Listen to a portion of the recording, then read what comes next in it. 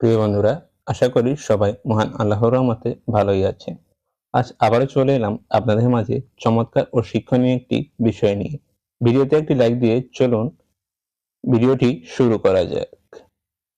বন্ধুরা, আজকের বিষয়টি হচ্ছে 11 শ্রেণীর মানুষ জাহান্নামে। মিলিয়ে নিন তো বন্ধুরা, এই 11 জনের মধ্যে আপনি আছেন কিনা? এই তথ্যগুলো সংগ্রহ করা হয়েছে অত্যন্ত জনপ্রিয় একজন ইসলামিক আলোচক এর আলোচনা থেকে।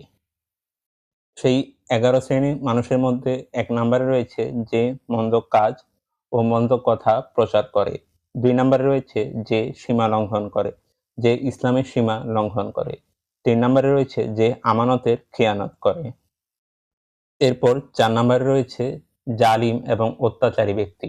৫ নম্বরে রয়েছে অহংকারী ও দাম্ভিক ব্যক্তি। ৬ নম্বরে রয়েছে যে সমাজে ফাসাদ সৃষ্টি করে।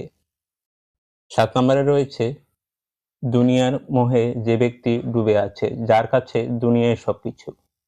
৮ নম্বরে রয়েছে অপচয়কারী ব্যক্তি এবং ৯ নম্বরে রয়েছে যে অশ্লীল কথা বলে এবং অশ্লীল কাজ করে। ১০ নম্বরে রয়েছে যে পুরুষ টাকনুর নিচে কাপড় পরে এবং সর্বশেষ ১১ নম্বরে রয়েছে যে ব্যবসায়ী মিথ্যা কথা বলে ও মিথ্যা কসম করে। প্রিয় বন্ধুরা, মহান আল্লাহ রাব্বুল আলামিন এই 11 শ্রেণীর মানুষকে পছন্দ করেন না। আর মহান আল্লাহ যাদের অপছন্দ করেন তারা হয়তো নিশ্চিত জাহান্নামী। আমরা এই বিষয়গুলো থেকে দূরে থাকব।